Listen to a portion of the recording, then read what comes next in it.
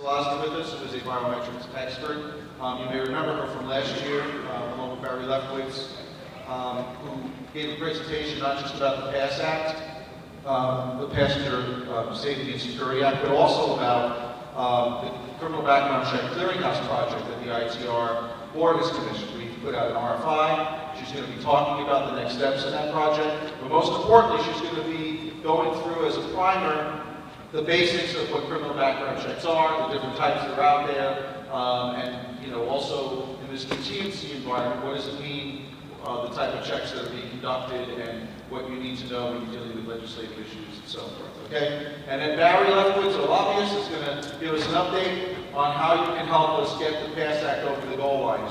Both of these individuals have spent a tremendous amount of pro bono, yes, free time on these projects. Okay? A tremendous amount has been put into this by both of them. So I thank them for coming down here and spending the time with us to update us on these very important IATR initiatives. So first, we're going to start with Francis, and then Francis is going to turn it over to Barry. So thank you for everything that you do for us.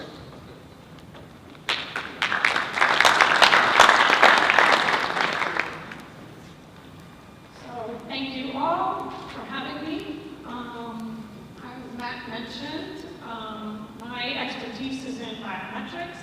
I spent 13 years with a company called L1 that many of you may know. That's now Morpho Trust. And I was involved in doing a lot of the legislation and policy advocacy, as well as reaching out to customers. That's actually how Matt and I met. And so I'm pleased to be here to talk about background checks and the different ways they can be done. By a show of hands, how many of you are doing fingerprint background checks on your drivers? Okay. About 50%. So we're going to talk about today the differences between fingerprint background checks and other just main background checks, where the holes are, how those can be patched in, getting everyone on the same page in terms of the regulators in the room and also the TNCs. As Matt mentioned, Barry will give an update on the PASS Act that we're actually going to save for the end, and focus my time on the clearinghouse, which will be a one-stop shop for all of you to be able to streamline the background check process. We'll outline what will be in the MOU. There's going to be an MOU that will be distributed between the IATR and members, and we'll talk about what that's going to look like. Okay, so there's a lot of words here. I'm not going to read this slide, but suffice it to say, I think the first bullet point basically says it all. 44% of applicants in a work environment lie about their work histories. 41% lie about their education, and 23% falsify credentials. This is not limited to any particular industry, vertical, segment. And so when we get into the area of taxis and public safety, these numbers can be very, very alarming. As I said, this is not limited to a civil work environment or offices. There's plenty of statistics and stories on taxi driver incidents as well. And I urge everyone to understand what I'm about to say, because the reason that a lot of this happens is that there are the background checks that are being done that are name-based only, do not at all reach the level of scrutiny that a fingerprint check would. I pulled this off of Uber's website only because there's been a lot of discussion on the TNCs, but just given the fact that 50% of the people in the room did not raise their hand when I said, if you do fingerprint background check, means that you're probably doing this. So these are name checks. Basically, an applicant comes and says, instead of saying my name is Francis, I would say my name is Joanna Smith, and I grew up in the state of Maine, and I've never had a DUI before, and you can look me up. And so the applicant, the TNC or the regulator goes to the courthouse searches all the records going back 7 years, looks through the sex offender database, no Duran, everything looks good, and so you're good to go. Many offenses that occur on the local level, like DUIs, will never make it to a criminal database at the federal level for sure, and sometimes not even at the state level if there is a local APIS. APIS stands for Automated Fingerprint Identification System, and that is the repository for the fingerprint, for the criminal records that includes the fingerprint. So the APIS is the actual fingerprint database, and that is what gets searched when you're doing a fingerprint background check. So in addition to looking up these records, the first thing that needs to happen is a fingerprint check. And the reason that fingerprints are so reliable is that basically there are no two alike. It's true that in very extreme circumstances, somebody can shave off their fingerprint, but again, that's a very extreme scenario, and more likely than not, you will get a hit. So when we talk about, even at the FBI level, they will say that, and they recommended in discussions to do a fingerprint check at the local level for the reasons that I stated before, as well as at the federal level, and that's what the PASS Act is about. With fingerprints, they're over 99% accurate, both on the what's called the false reject rate and the false accept rate. That means a false match and a false non-match. So this is very honed technology, and it's very easy to implement. Somebody asked me before, well, what if I don't want to do this in my office? How do I take fingerprint background checks? So there are many ways to get this done. One way is in-house, where you can actually buy the fingerprint live scan equipment, and depending on how many people go through the doors and how much attrition you have, that might be a good idea, and then you would have to have a person who actually would capture the prints and operate the equipment. The other way to go is through an outsourced agency. There are a number of them across the country. There are companies that specialize in this. They don't only just do background checks, they have people on staff and the fingerprint equipment to capture and process the applicant. They will collect all of the biometric, biographic, demographic, and any other information that is required. They will submit it, and they will return the result to you. So we can talk more about that, but just so you know that there are many options of doing it, and the cost either way can very easily be passed down to the driver of the applicant. The other thing that some of these outsourced companies can do is store the fingerprint records so that you can automatically resubmit them on an annual basis or every time the license comes up for renewal, so they don't necessarily need to come back. And taking it one step further, something that is interesting and is being considered for the clearinghouse is that if the fingerprints are on file, you can resubmit them, for example, automatically once a year, and so if a new hit comes, you would be informed right away. So there are many ways to do this. So I just want to take a moment to talk about some of the TNCs and the differences between the regulations that are covering some of the background checks for taxis versus self-regulation that's been occurring up until now with the TNCs.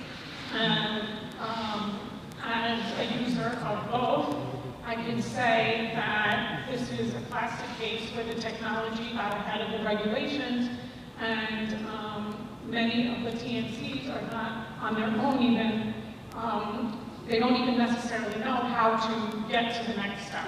They believe that they are doing the best that they possibly can, and so it's our job here today to educate the industry so that we can all get on the same page and have one standard for best practices. There are a lot of states that are reacting to the TNCs and issuing regulations of their own, but even there, it's still not uniform.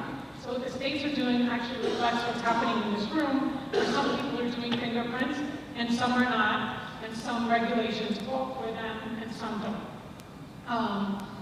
As an observer, though, I think that the main issue between the taxi regulators and the TNCs is exactly what the bottom here says, that it's not even clear from a legal perspective what category they fall under and what relationship an independent driver has to the company and then how that compares to the taxis. So I think that a lot more work needs to be done to define the TNCs vis-a-vis the taxi industry, but regardless, there needs to be uniformity across all of the standards and regulations.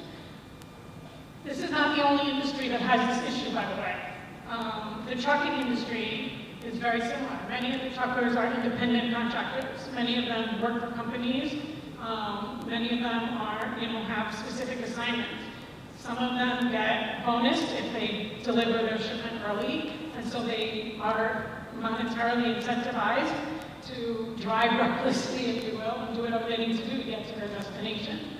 In the hazmat world, which is truck drivers that are carrying hazardous materials, after 9/11, there was a law passed by Congress that required all hazmat drivers to undergo fingerprint background checks.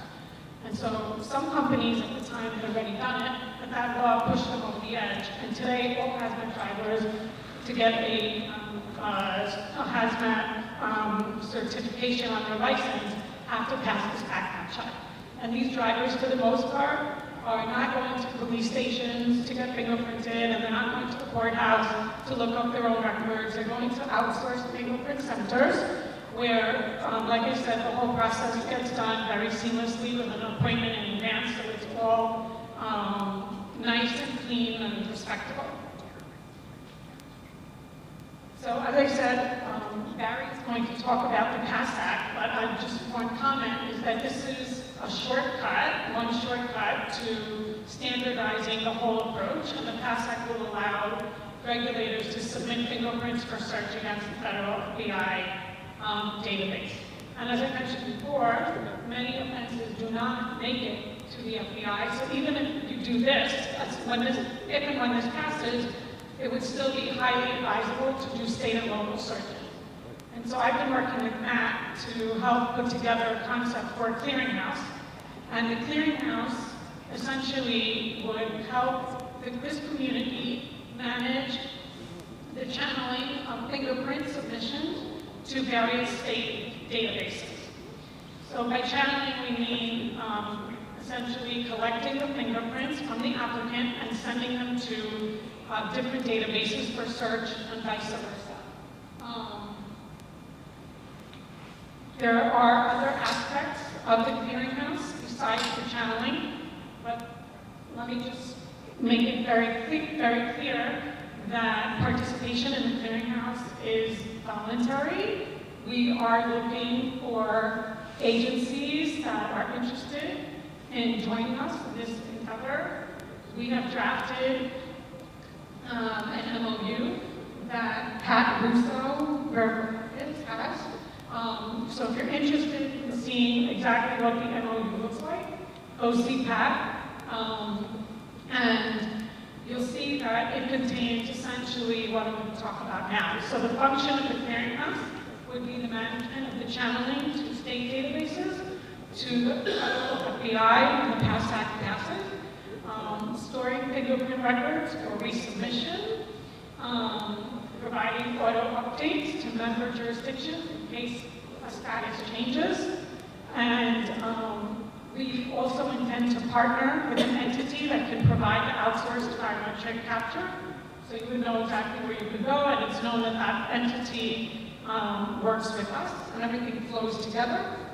And there will be a reporting to each jurisdiction that participates on all of the submissions compared to their jurisdiction. So this way you can see car versus the others.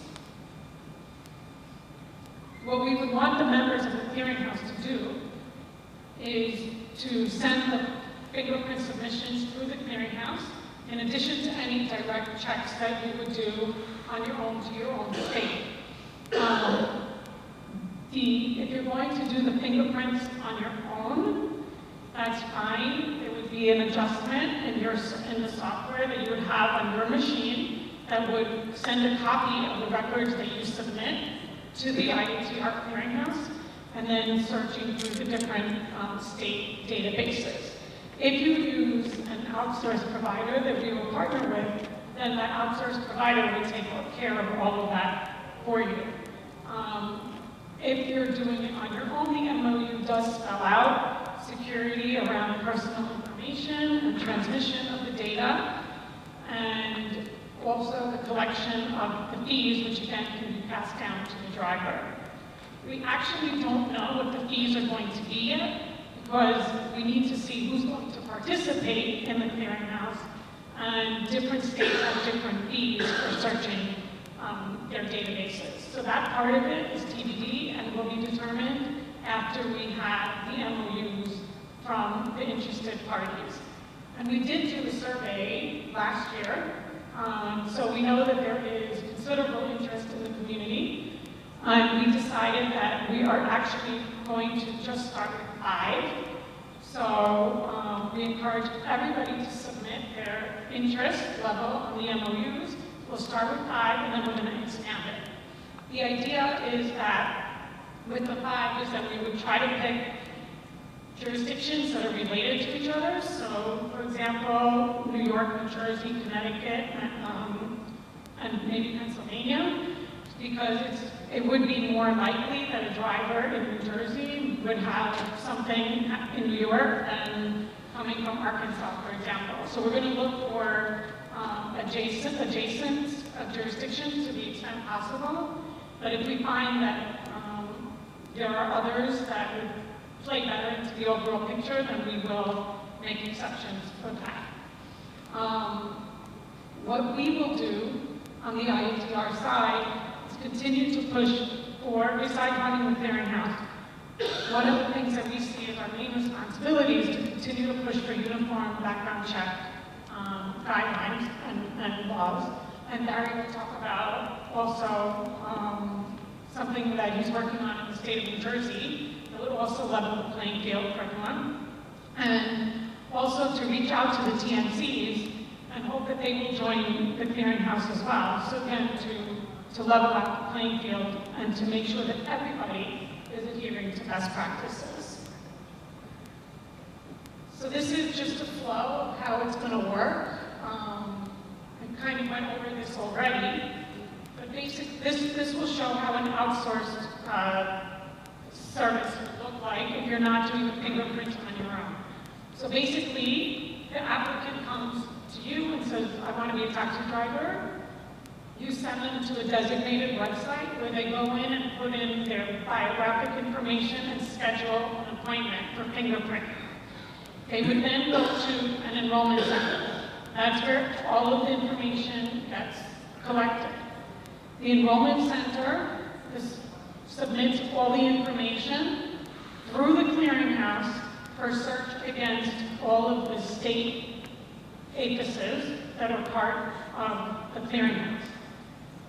When the results come back, it goes back through the clearinghouse, which will store the responses, yes or no, so we know that if an applicant has already had a flag of some kind of a conviction, we don't need to go through this whole thing all over again. And then send the result back to the employing or licensing agency. So this process could work whether you're the regulator of the city of New Orleans, whether you're Uber or Lyft, whether you are a state agency or a company that has limousines and other private cars for hire. The idea is that it would be the same process for all and that everybody should adhere to this standard. Cost, as I mentioned, we actually don't know what the real cost is going to be But these are some estimates that we came up with, knowing what the FBI and some states already charge. So it's not necessarily, this may change. It may be that the ultimate fee will include not just the license, but everything else, so it will be combined. Again, there's a ton of precedent for this, so the precedent for the cost being passed down to the applicant. I want to get feedback from the group, but in general, like the hazmat, I think pay somewhere around $95 for their license that includes a background check. Bankers, mortgage brokers, social workers, teachers, there are all kinds of categories of employees that are subject to these kinds of searches, and the applicant is the one that typically bears the cost. So the way we're going to implement this whole program, as Matt mentioned, we did issue an RFI. We've gotten some responses. We are looking for the right partner to implement this clearinghouse program with, and it's important for us that the partner have the 4 things mentioned here. So the first one would be the footprint across the country for the enrollment centers, and this will, once we see who is submitting the MOUs, we'll be able to also make sure that there's an enrollment center in those jurisdictions. Capacity on the technical side to build a clearinghouse to create this search and storage system in a very secure way, and an entity that has a track record in providing these kinds of services. There are about 6 or 7 companies that we've been talking to, and it will be, when we make the decision of who the partner will be, we'll certainly let the community know, but it will be a company that you're familiar with and that has done this before. The MOU will basically contain the following things. It will allow the IATR to submit fingerprints on your behalf to the jurisdictions that are participating in the clearinghouse and to the FBI when the PASS Act passes. It will allow the IATR to store the submission records on your behalf for resubmittal and to provide further updates. And it will also, for those regulators that are part of the Department of Public Safety, can help us with the last point. This is actually a very important point, to be able to interface with that state APIS. So this may apply to some, but not others. But this is something else that we are working on. We're looking for feedback on the MOU itself. After the MOU is signed, there will be binding master agreement that will be written up that will include all the prices. To get to that stage, we really need the MOUs in so we can finalize again what the pricing is. Our plan, as I said, is to roll out with about 5 regulators, and or it could be a mix of a TNC in them. But we want to roll out with 5 entities, and then we'll, by the end of this year, and then we will be expanding it to everybody else gradually next year. So I think from your point of view, there are a lot of benefits to participating in the clearinghouse. Besides just the accuracy of the fingerprints, just the notion that you can search multiple jurisdictions simultaneously and take advantage of the network effect, so to speak, without compromising privacy or security of the information, and the potential to receive alerts if criminal activity occurs on a particular driver that you would know right away. Faster turnaround on criminal history. So those of you that are doing fingerprints, some of you may still be doing it in paper. Doing it electronically will give you a much faster response and more accurate response. And the drive more convenient for drivers that can just go to these enrollment centers and ultimately reduce costs for you because this whole thing is streamlined. Benefits for the TNCs is to basically align themselves with the industry best practices in a very easy way. And like I said, we're going to continue to work on the legislative arena to standardize background checks for all. And your input on that within your jurisdictions is very important. I mentioned before that there are similarities in other industries. So airport workers, they have their clearinghouse through the AAAE, which is the Association for Airport Executives. Mortgage brokers have a clearinghouse through the Conference of State Bank Supervisors. Hazmat drivers go through the Trucking Association. And so there's no reason that IATR can't join this list and be the clearinghouse for the taxi regulators. Contact is here. Barry is going to take over now and talk about the PASS Act. Can I answer a couple of questions before I go? So what, in those other examples, I think that's very helpful. What's the sort of how many states are being checked and what's the sort of... Rose, can you please go to the microphone, please?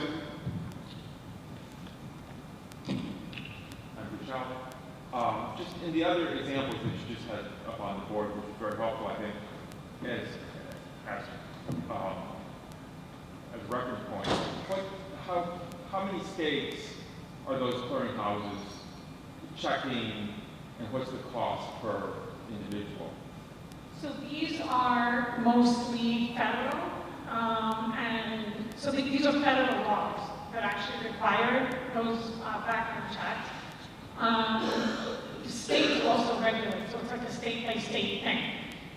So depending on the state, but I don't know the number, or the only one that would be local is the mortgage brokers. The other two are completely federal, and they're managed, it's all federal. Yes, I have a question. I often hear publicity releases and the like from Uber saying that their service hierarchies is state-of-the-art and surpasses fingerprinting. What's your view of that? Yeah, so I think that fingerprint background checks are definitely more accurate than name background checks for all the reasons that I've stated. Fingerprints have less than a 1% error rate, whereas name checks are known for notorious mistakes. Some of them are intentional and some of them are not. I could put in, like my name is Julia, and I could write Julie, and just because I made a clerical error, and just with that clerical error, I don't get the hit that I'm looking for. So definitely fingerprints are higher standard of background checking.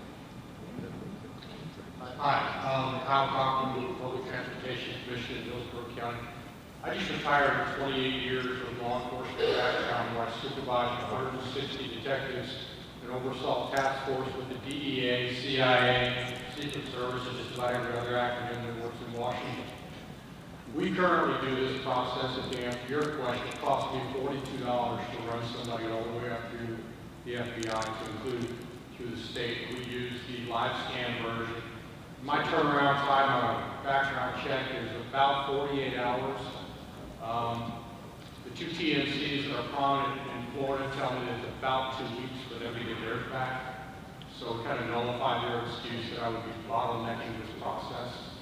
Likewise, you can go on the internet and pretty much find as many cases as your computer can hold about these TNC drivers who have gone through this name, social, DOB check.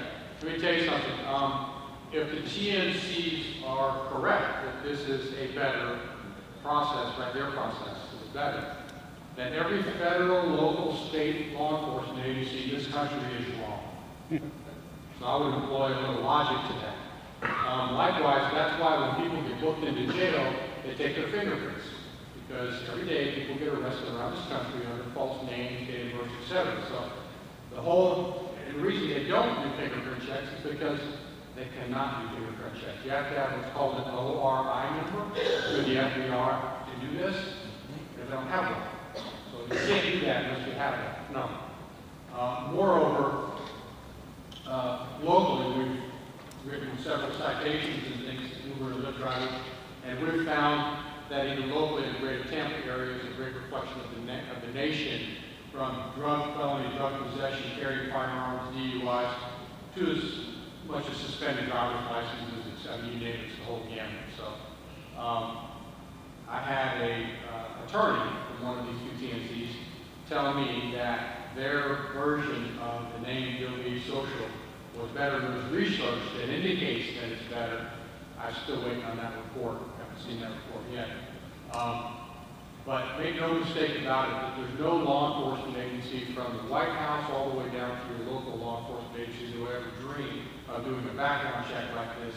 Moreover, that background check reveals what's called confidential information about people. And that can't be just released to the public, so you have to have certain criteria to be able to catch that information, should you have the criteria to submit it. So there's a whole process that goes with that. So the fingerprint, by and large, is a lot more accurate than the name data. Malachi Hall, former regulator for the city of New Orleans as well as Atlanta. Just want to touch on 3 points. The first thing that we just talked about is the live scan fingerprint checks. I don't know if you may be aware, but in 2010 in South Wales, the live scan fingerprint machine is the thing that hampered the 2010 London Stock Exchange terror plot. You had a driver who came in to renew, and he brought in somebody else's permit, and he was coming to renew it.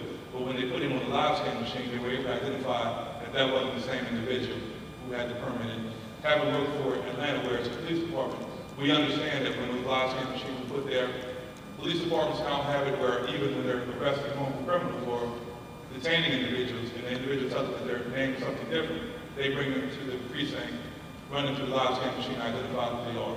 So that's something that we know is taking place now. But something I want to make sure that we understand, when you hear the TNCs say that they provide the safest background checks in the industry, you have to understand what they're saying.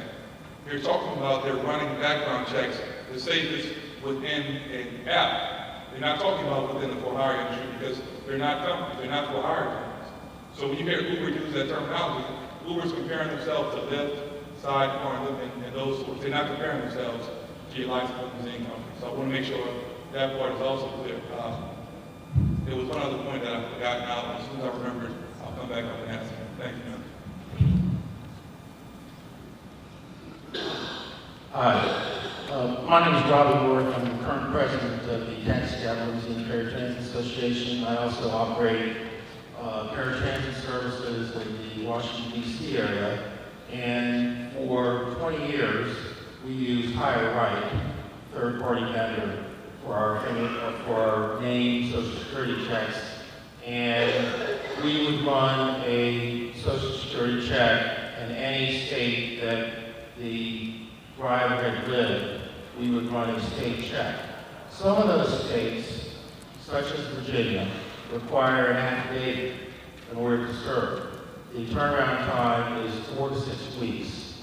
So we know that in Virginia, that at least Uber is not using the affidavit process. They're doing some other searches, and we think what they are doing is pure courtroom searches in counties and cities in which the individual lives. Ironies is a similar company to HireRight, a third-party vendor. We switched over to live scan fingerprinting, and we knew at the time that we did that, we were going to have issues. 2,000 drivers switched in Washington, D.C. to paratransit. And I don't have the exact number, but it was 10 to 20% had adverse records. The other issue I have never quite understood, because we do background checks in Maryland, is the limitation to 7 years. Because you could have somebody that's had a conviction and has literally just gotten out of jail, and the period of time, 7 years, could cover his time of incarceration because you're using a conviction date. So there are tremendous flaws in the name of Social Security. I could write a book on them.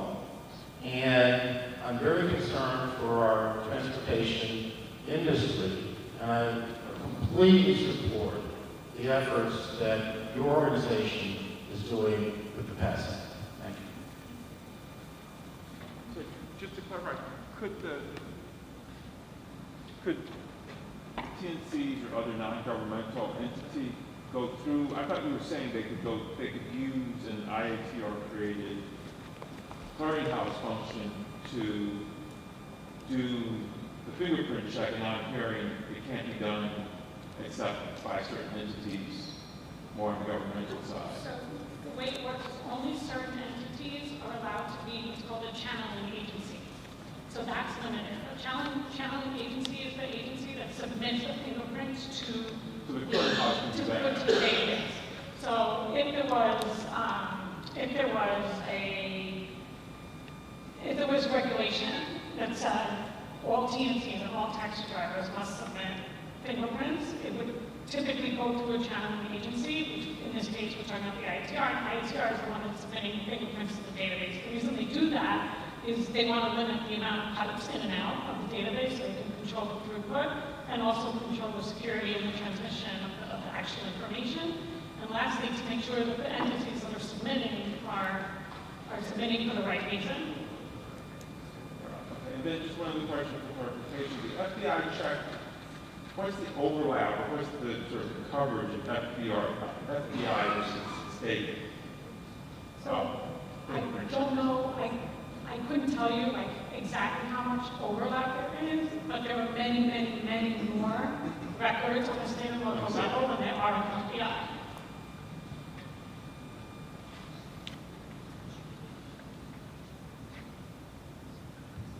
I know we're going maybe short on time, so I'll make it quick. Bill Kellerman from San Diego. Also, I'm a retired law enforcement commander, like the gentleman that just spoke. So he's absolutely right. Because there's only way you're going to capture everything that all convictions from all states is through fingerprints, both through your state and through the FBI. One thing I want to put out though is that, for instance, in California, when we submit fingerprints to Cal DOJ, you get a notification if someone is subsequently arrested. With the FBI, we also submit prints to the FBI, but they do not notify us if someone gets arrested in another state. So there is no subsequent arrest notification with FBI. So you may have to keep sending prints or resubmitting your applicants on an annual or biannual basis to capture things that may have happened in another state.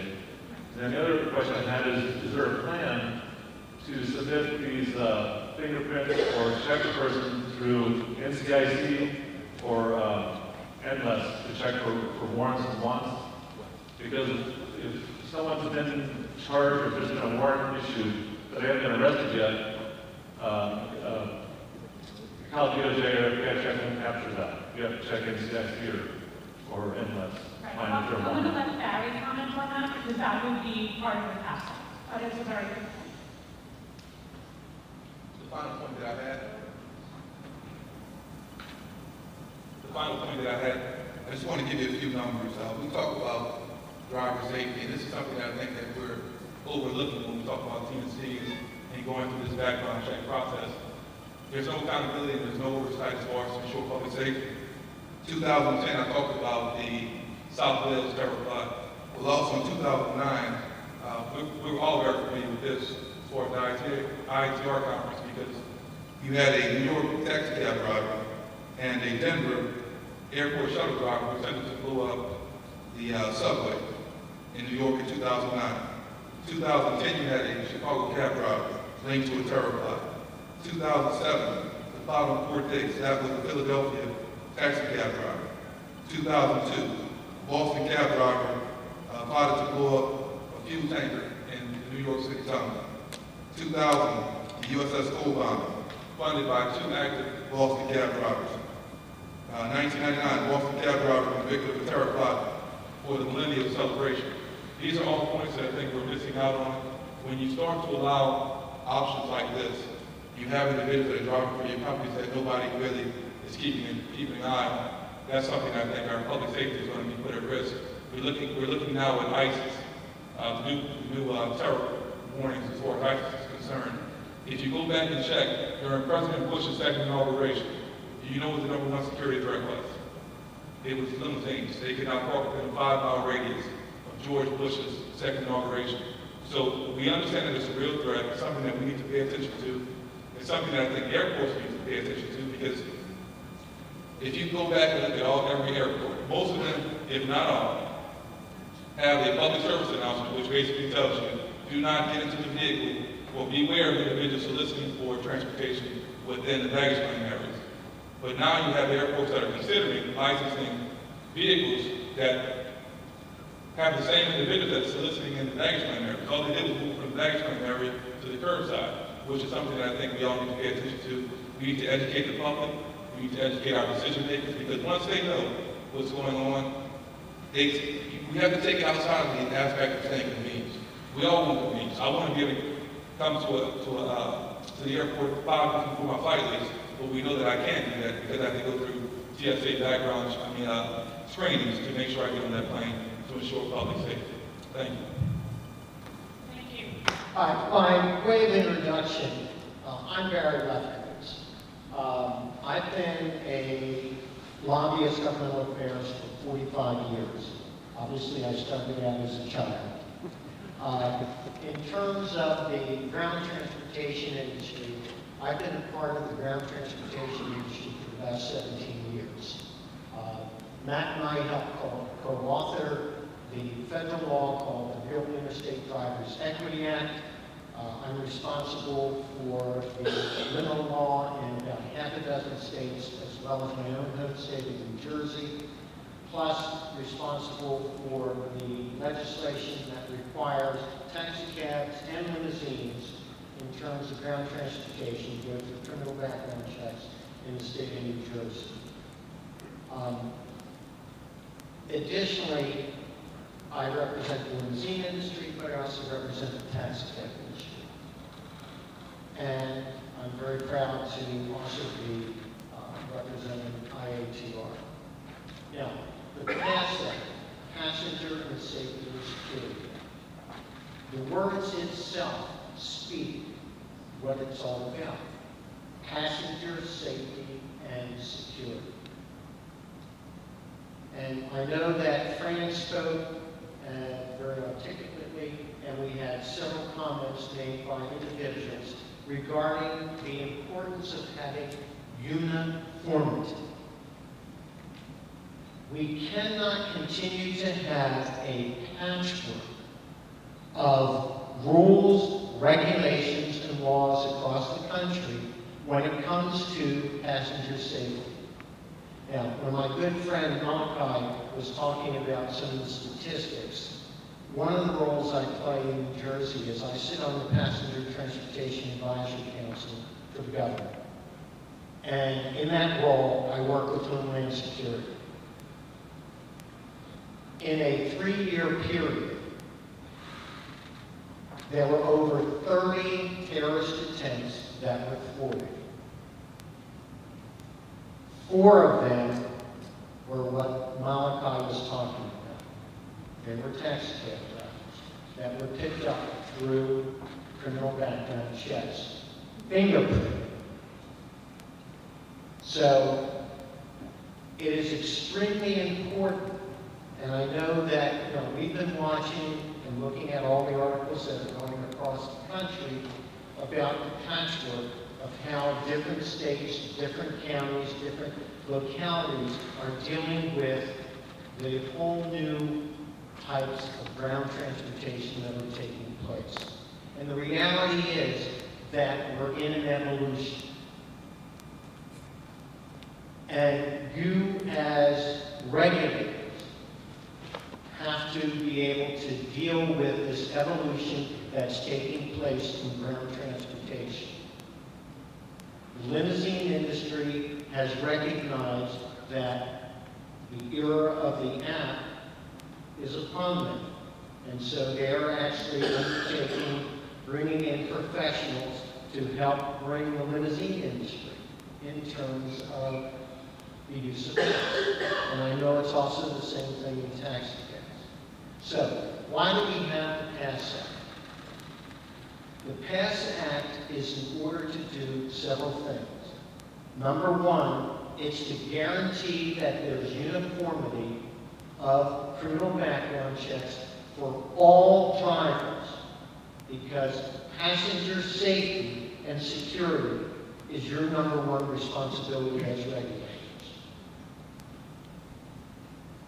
Secondly, the PASS Act is responsible to make sure that you as regulators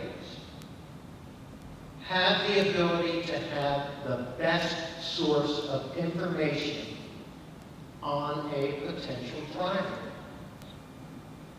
And that's using the fingerprinting criminal background checks, which is what most experts believe. And I know that there were several sites made as to the importance of being able to do the criminal background check. Third, the PASS Act establishes that IATR, just as Fran was talking about the different groups that already have the ability to be a clearinghouse, so that you will have sort of a one-stop shopping to be able to get fingerprinting done in order to make sure that the individual has been properly vetted. Because ask yourself, how many of you want your family riding with a pedophile? How many of you want your family riding with someone who had committed and was convicted of hate crimes or reckless driving? These are all things that are taking place across the country, and you, unfortunately, you have to deal with it. And so the PASS Act is designed to make sure you have the tools to ensure that you can, in fact, to the best of all possibilities, make sure that that person has been properly vetted and is safe to be a commercial driver, riding your family, riding your friends, so that you don't have the fear that there's a potential problem. So that's the three specifics of the PASS Act. Now, one of the things I'd like to do, and I know, Riley, you're now the new president of TLPA. Yes. Yes. I want to congratulate TLPA because TLPA has been the only one to stand up with IATR and support the PASS Act within the ground transportation industry. And so I commend you, and I have to tell you, Al Gassi is, a true gentleman. Enjoyed working with him, looking forward to having him here tomorrow. Where we're at right now, first of all, we have in fact spoken to the FBI. And through Congressman King's office, Congressman King is the subcommittee chair for Homeland Security in the House. He is a Republican from New York, and Matt and I have been working very closely with the congressman and his staff. We requested, because as we were going around the Hill, meeting with staffers and meeting with members, one of the key questions they asked us was, okay, you want to have the FBI database, what's the FBI think about this? And so a meeting was taken care of last week, or the week before, because I'm just but basically, the FBI had made a recommendation, make sure that it's not just the FBI database, but also the state database, in order to cover all the different possibilities. And that's in fact the goal of the clearinghouse. Not only to have the FBI database, but also the state database, and there have been conversations in terms of internationally with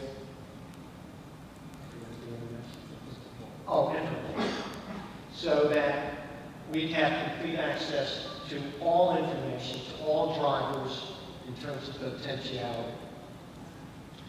Senator Schumer, who is also from New York and a member of the Senate Judiciary and in leadership in the Senate, we're waiting confirmation that he will in fact become the sponsor for us on the Senate side. Now, what can you do as regulators to help the cause which will help you? Number one, if any of you are from Virginia, and I've already spoken to the TLPA and Al about this, we need a full court press on the chairman of the House Judiciary, Goodlatte.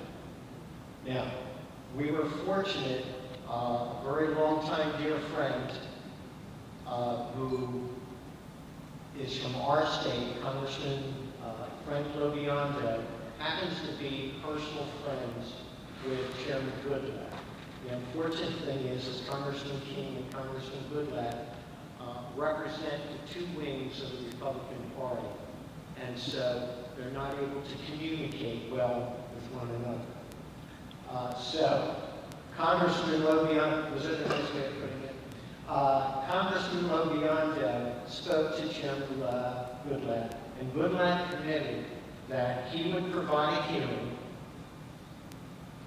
and movement on the bill once we had the Senate sponsor in place.